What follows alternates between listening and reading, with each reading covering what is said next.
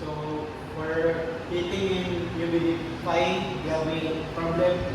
Number 2, given volume is 205,000 cubic feet, then our AC per hour is 1.5 R. We are required to get our CFM. So solution, formula for CFM is volume times AC per hour over 60.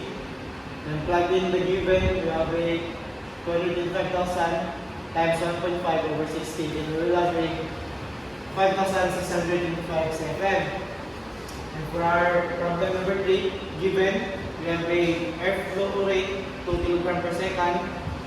T1 is 20 Celsius, RH1 30%, RH2 is 50%, T2 is 100%, and we are required to get our temperature in dry bulb 2.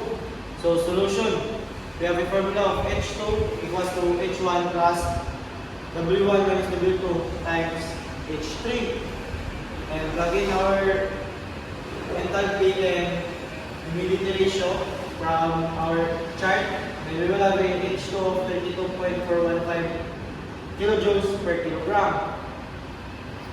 And we have a formula here to get our dry bulb 2. H2 it is equals to 1.006 times dry bulb 2 plus W1 times 2501 plus 1.86.